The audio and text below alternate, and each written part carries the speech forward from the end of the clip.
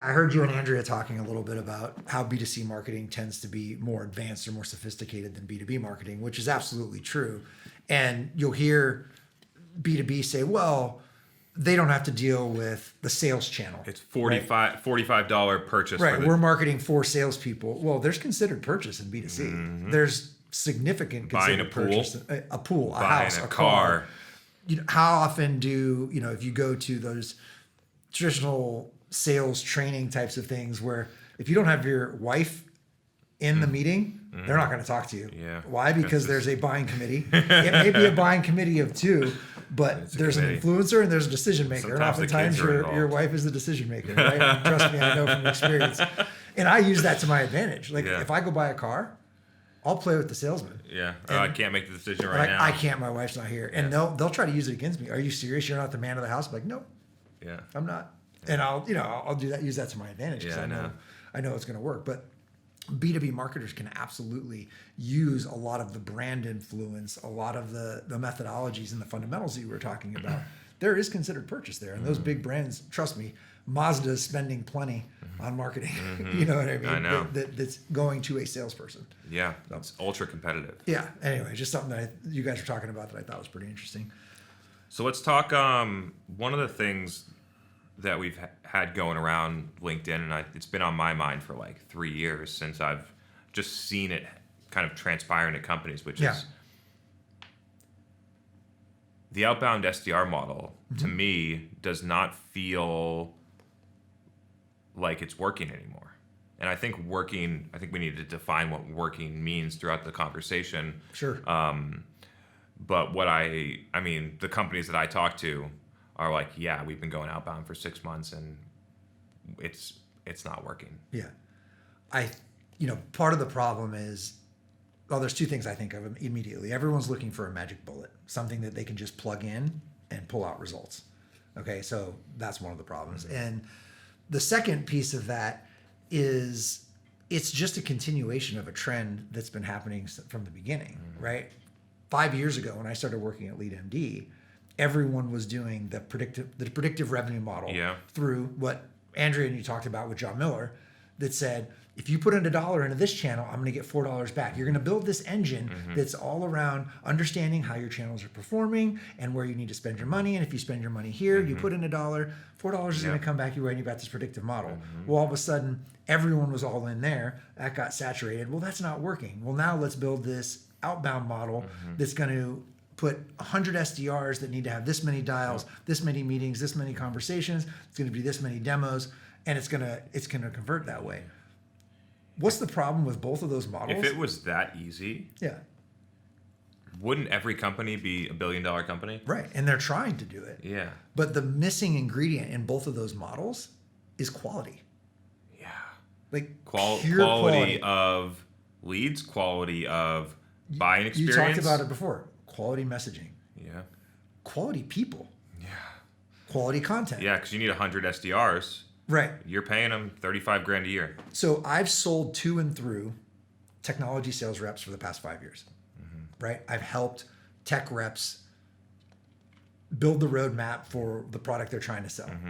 They sell on feature and function constantly. They sell on the script that they're given in their sales training. They're sold on this is the best because we say it's the best, right? They're not able to shift and pivot and have a business conversation. With an executive that's focused on a fundamental outcome that we're trying to achieve together.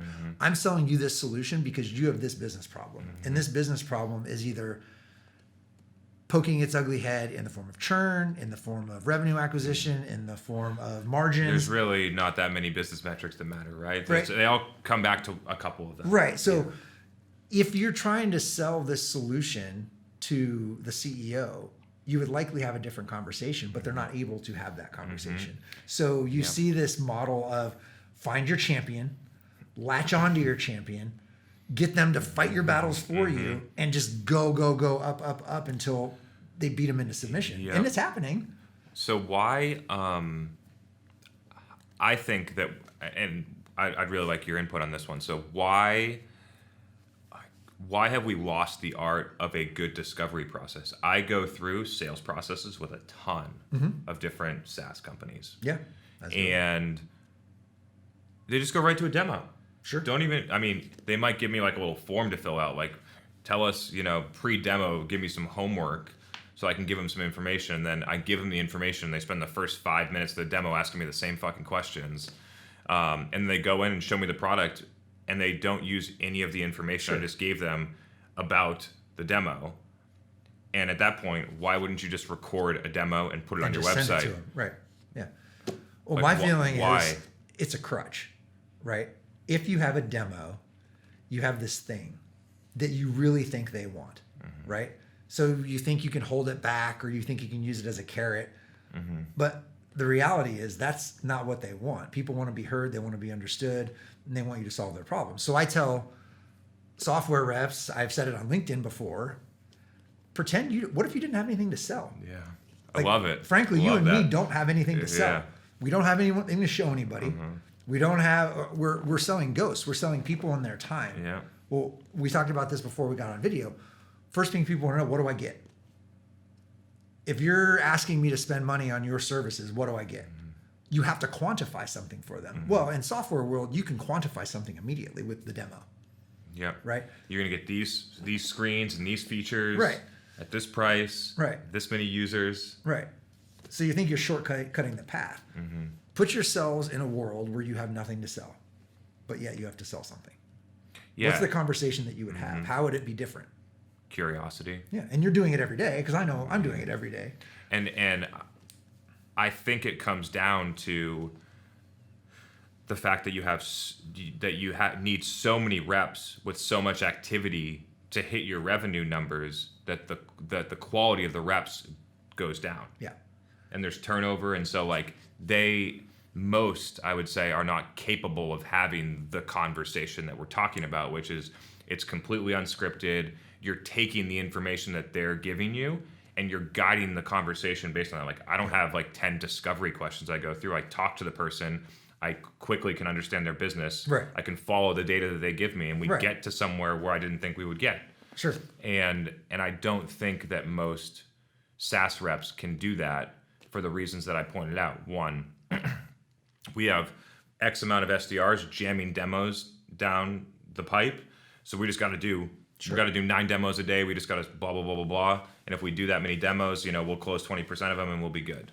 But that doesn't scale. The numbers game, the sales leaders, the gurus, the whatever, that just constantly pound their chest that it's a numbers game and you need to make more dials drives me crazy because there's no focus on quality. Granted, you have to have conversations to make sales. There's no, I'm not saying that. Please don't just, you can't do anything. You have to have conversations to make sales. You definitely need activity, but it just needs to be the right activity with the right people. My focus every day is running a clean cycle, right? Because guess what? Not everybody's going to buy from me.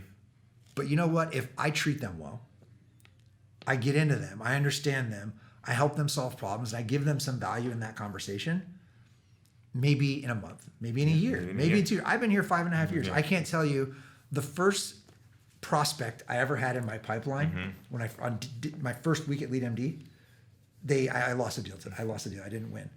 They wound up buying from me 5 years later. On my 5th anniversary, I closed the first prospect I ever talked to. I ran a good cycle even then. Yeah, but still, very few reps have that amount of tenure to even see that happen. Right. I bet you they would if they played the quality game. If they're out the door in 18 months, there's no sense in thinking long term with the people. You just run them through. Right.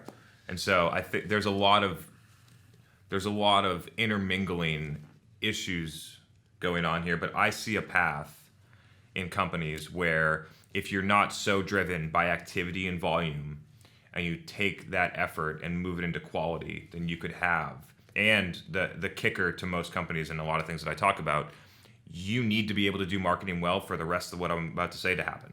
Yeah. Which is, if you can do marketing well, then you don't need so many SDRs. And if you don't have so many SDRs jamming demos down the AE's throats that are going to close at 2%, then you don't need that many AEs. Right. And so if you solve that issue, then you can have half as many highly skilled AEs, pay them better, and close more deals. Right. And treat your customers better. And so like I have a vision that I've really trying to figure out how to put a pen to paper and like write it out, because I think it could be the new model.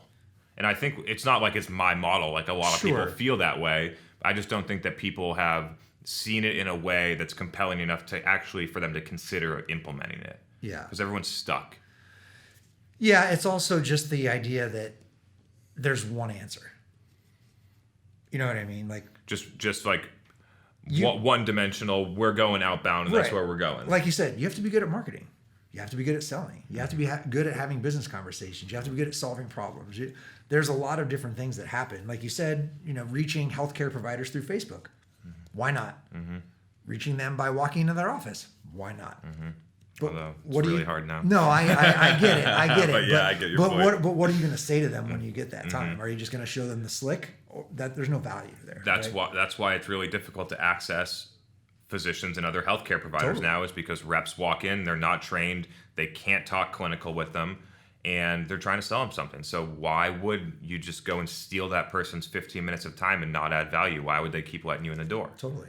So you made a post a while back around people starting companies, like wanting to be the founder, right? If you ever want to start a company, then do these things. I think it was the post, basically. Yeah. Right. Okay. And yours was like, I've had all this experience, go do this job, just the job at all these other places, right? Mm-hmm. And you I went the opposite way, right? Like I graduated college, I didn't want to work for anybody. Mm-hmm. I still don't want to work for anybody. But I graduated college, I didn't want to work for anybody. I called a buddy. Mm-hmm. I was like, dude, let's start a company. He's like, well, what are we going to do? And I said, we're going to do what you do. He's like, well, you don't know how to do that. I'm like, yeah, but I can sell it. Yeah. It's like, what are you talking? He's like, you're a moron. And I like, hung up. This is my best friend forever. Yeah, right? yeah. 2 weeks later, he calls me. He's like, yeah, I'm coming home. We're starting that company. Okay, great. So I start a business with no money, no contacts, no experience, right? I stayed in business for 5 years. 5 years? 5 years. It wasn't a business. I created a job for myself. Yeah. If I wasn't working, I wasn't making money. Yeah. So you could argue whatever way you want. Yeah. But still, I would say pretty impressive. But I can have a business conversation. I can go talk to a CEO. 100%. I can lean on that experience to say, hey, I had to go through my financials every single day and understand what I was doing, where I was spending my time, what we were doing to get a new deal. Understand tax write-offs, COGS. The whole deal, right? Yeah. So it's relatable. I have no issue with people wanting to try to start something and failing, because I haven't interviewed that much in my life. It's the learning that's important, especially when you're young. Like we could make six figures selling things on Amazon during Christmas time. Sure, you know what I mean? exactly. Like importing things from China or somewhere else and selling them on Amazon, and having to plan your inventory and understand operations. That's and make sure they're at the thing. And there's 6 weeks lead times coming from the manufacturing facility, and you have to get them to the Amazon warehouse. And if you underplan, then you're significantly missing out on revenue. If you overplan, then you're not going to maybe sell those things until next Christmas. And so there's like some sitting on inventory, risk and planning going on. So you get operations, you get finance, you get sales, marketing. I mean, even if you do it on the side, while you're working, which is what I did because you needed the security, basically. That I think gives you a lot of experience to go and have those types of conversations. You don't need to build a $10 million business to be able to speak intelligently with a CEO of a $10 million business. Right. Just you've been there, and you can lean on that experience to have that conversation. And you see so much of the cycle right out of college. Come be an STR. It's the path to being an AE, and AEs can make great money, which they can. They can, but many don't. What are they coming out of? What are they learning as an SDR? Are they learning just how to pick up the phone, make 100 dials, and book demos? Or are they learning how to be critical thinkers and have conversations with people that pique their interest, so that we can set up a business conversation rather than set up a demo? And I think that would fundamentally change the game. But that's hard. It takes coaching and training, and it doesn't happen in one QBR or one sales kickoff meeting. It happens with continuous iteration and conversation over time. It's tough. I'm not saying it's a magic bullet by any means, but we definitely are looking to play a quality game there. So what should people think about doing differently when it comes to maybe just like the SDR program, right? So I think people are doing it differently, but I think if you look at it at large, like hire young talent, say that they can move up to be an account executive or at least get the experience and move into a different part of the organization, Right. and set them up with outreach and playbooks and say, go do it. Like I mean, that's what I see a lot. Yeah. And like, how should it be done? Let's not focus on a volume game. Let's focus on a quality game. What I mean by that is, everybody loves the idea of target accounts and ABM and all that kind of stuff, right? We got to talk about that too. I know. But regardless, if you were to give them the assignment to focus on these 5 companies, really learn about these 5 companies, the inner workings of these companies, map the companies, right? Understand the people that are in there, the buying committee, so that you could actually have a legitimate business conversation with them. They wouldn't be able to have the conversation though. They wouldn't know what to research. So Sure. Otherwise they're just data collectors. That's true. Right? Like That's fair. if I'm going in to assess a business, you need to understand business. Right. Yeah. And then once you understand the business, you need to be able to have an intelligent conversation with the stakeholders inside of it. And so what are those people really doing? I think they are data collectors, researchers, whatever you want to call them. Right. And then they use those findings to try and write a couple clever sentences Right, sure. to get someone to talk to the person that might be able to have the business conversation. Yeah. Yeah, it's a tough game. It is a tough game. And if you're working accounts that are going to be, 100K plus ACV accounts, why wouldn't you have someone smart doing it? Right. Or like smart is rude.